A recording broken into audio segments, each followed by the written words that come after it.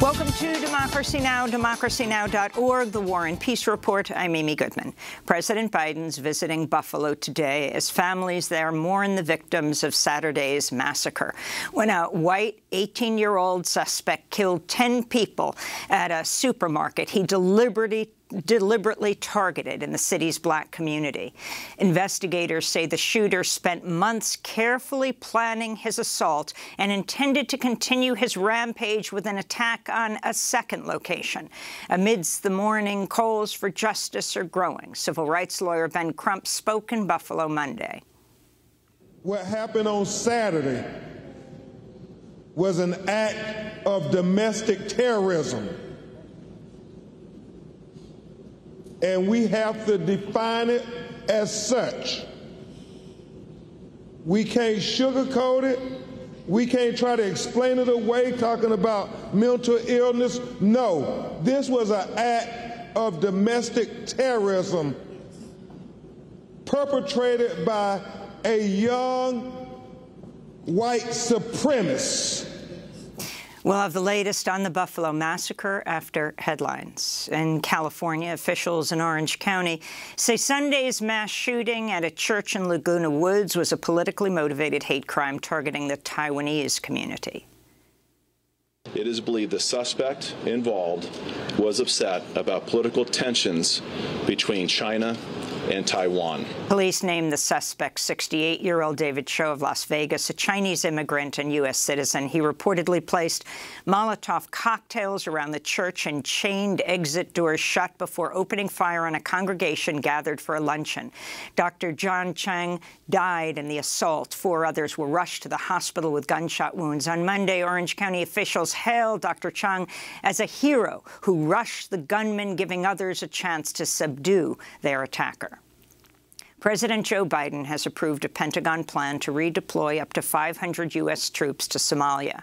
The move largely reverses a withdrawal ordered by then-President Trump during his final days in office.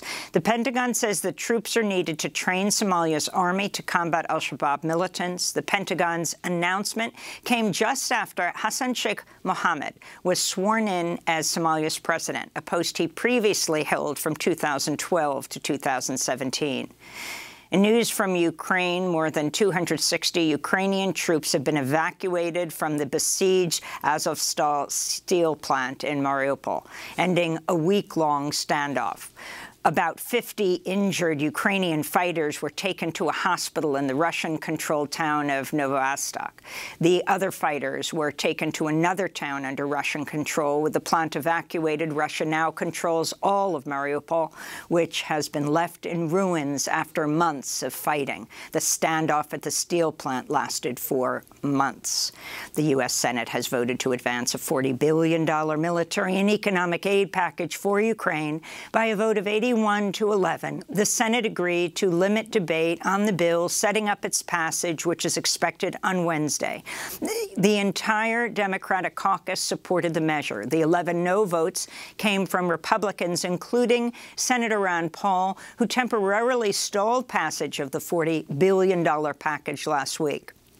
Paul accused Senate leaders of trying to ram through the spending bill without any oversight on how the money is being spent. Russian President Vladimir Putin has said Russia can accept Finland and Sweden joining NATO, but not if new military bases are set up in the 2 countries. As for the expansion of NATO, including through new members of the alliance, Finland and Sweden, Russia wants to inform you that it has no problems with these states, none. And so in this sense, there is no immediate threat to Russia from an expansion of NATO to include these countries. But the expansion of military infrastructure into this territory would certainly provoke our response. What that response will be, we will see what threats are created for us. On Monday, Turkish President Recep Tayyip Erdogan hinted he may block Sweden and Finland from joining NATO, but many analysts expect Turkey to back down in exchange for some concessions. Turkey's accused both countries of supporting the PKK, the Kurdistan Workers' Party, which is banned in Turkey. New Zealand Prime Minister Jacinda Ardern has tested positive for COVID-19, is isolating at home with moderate symptoms. Ardern's government oversaw one of the world's most successful campaigns to stamp out the coronavirus until a wave of Omicron infections earlier this year forced New Zealand to abandon its zero-COVID strategy. More than 80% of New Zealand's population is fully vaccinated, and the nation's per capita death rate from COVID is nearly 16 times lower than the U.S. In China, authorities say Shanghai has achieved zero COVID status after no new cases of community spread were detected for 3 consecutive days. This comes as a lockdown affecting some 25 million Shanghai residents is now in its 7th week. Public health restrictions across China this year have impacted hundreds of millions of people, driving the official unemployment rate to more than 6% in April. That's China's highest jobless rate since February 2020. Here in New York City, public health officials strongly recommended Monday people wear medical-grade masks indoors, but stop short of ordering a mask mandate. The warning came as New York prepared to raise its COVID alert level to high for the 2nd time this month. Meanwhile, the New York Times reports the Food and Drug Administration's poised to authorize 3rd-dose booster shots of Pfizer's COVID-19 vaccine for children aged 5 to 11. Across the U.S., coronavirus hospitalizations are continuing to rise, with public health officials warning the nearly 100,000 new cases reported each day represents a significant undercount. The Supreme Court's conservative majority has sided with Texas Republican Senator Ted Cruz in a case challenging a federal anti-bribery law. Writing for the majority in Monday's 6-3 opinion, Chief Justice John Roberts ruled that the First Amendment's guarantee of free speech protects the right of a candidate to use unlimited post-election contributions to repay loans made to their campaign. The federal campaign finance law, known as the McCain-Feingold Act, previously capped such loans at $250,000. In her dissent, Justice Elena Kagan wrote, quote, "The theory of the legislation is easy to grasp. Political contributions that will line a candidate's own pockets given after his election to office pose a significant danger of corruption," she said. The Biden administration's easing Trump-era restrictions on travel between the United States and Cuba. The State Department said Monday it'll reinstate the Cuba Family Reunification Parole Program, expanding visa processing and making it easier for families to visit relatives in Cuba. The administration's also lifting a $1,000 cap on remittances family members can send to relatives in Cuba. The new measures fall short of U.S.-Cuban rapprochement seen under former President Obama. In occupied East Jerusalem, dozens of Palestinians were injured Monday as Israeli forces used rubber-coated steel bullets, tear gas, and foul-smelling skunk water to attack a funeral procession of a Palestinian man killed by Israeli soldiers. On Saturday, Walid al-Sharif succumbed to wounds he suffered April 22nd when Israeli troops shot him in the head with a rubber-coated bullet as they fired so-called less lethal munitions at worshippers at the Al-Aqsa Mosque. An eyewitness said Israeli forces left al-Sharif bleeding for nearly half an hour before he was finally taken to the hospital in a coma. He's among 54 Palestinians killed by Israeli forces since the beginning of the year. Meanwhile, the Catholic Church's top official in Jerusalem has condemned Israeli police for their violent attack on last Friday's funeral for Shireen Abu Akleh. The veteran Al Jazeera journalist was killed last week covering an Israeli raid in the West Bank in an attack Palestinians and Al Jazeera blame on Israeli military snipers. Archbishop Pier Battista Pizzaballa said on Monday Israel's attack on Shireen Abu Akleh's funeral was a severe violation of international norms and regulations.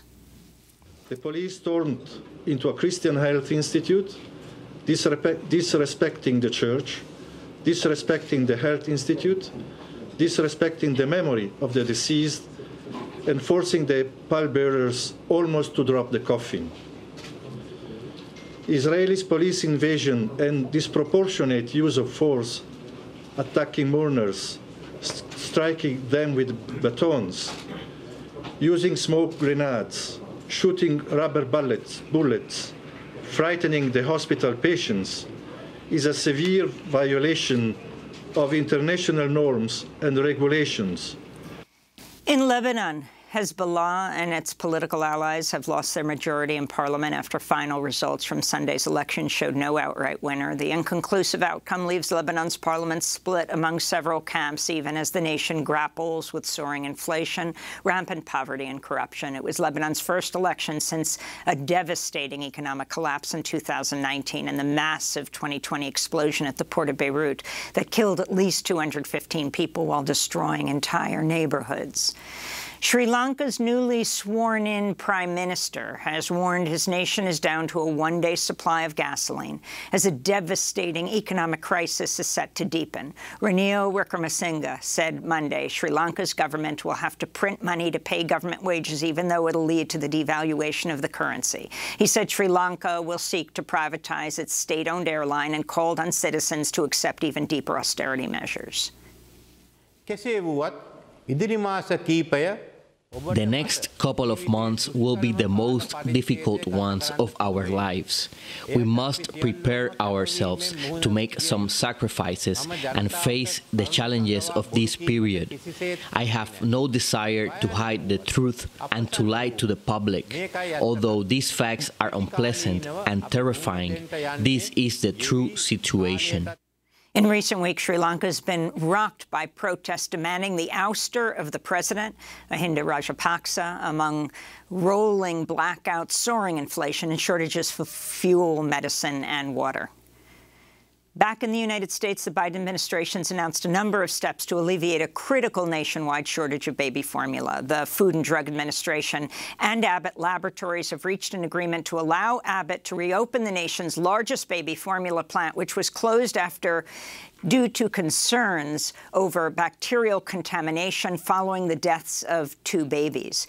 Meanwhile, the FDA has eased import rules on baby formula made overseas, and the American Academy of Pediatrics has said babies as young as 6 months old can now be fed cow's milk for a brief period of time due to the baby formula shortage. Up until now, pediatricians had recommended babies not be fed cow's milk until they are 1 year old. We'll have more on this story later in the broadcast. And the longtime LGBTQ lawyer and activist, Irva Shivad, has died at the age of 63. From 1989 to 1992, she headed the National Gay and Lesbian Task Force and became an outspoken critic of the federal government's response to the AIDS crisis. In 1990, she interrupted a speech by President George H.W. Bush while holding a sign that read, "Talk is cheap, AIDS funding is not." She appeared on Democracy Now! In 2009. I feel that, you know, as a woman of color, it's not really separable for me. Racial justice, gay rights, social justice, economic justice, they're intertwined.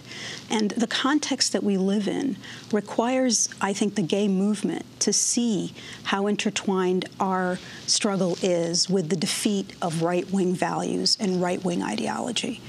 To see our whole interview with Irva Shivad, you can go to our website. Those are some of the headlines. This is Democracy Now!, democracynow.org, the War and Peace Report.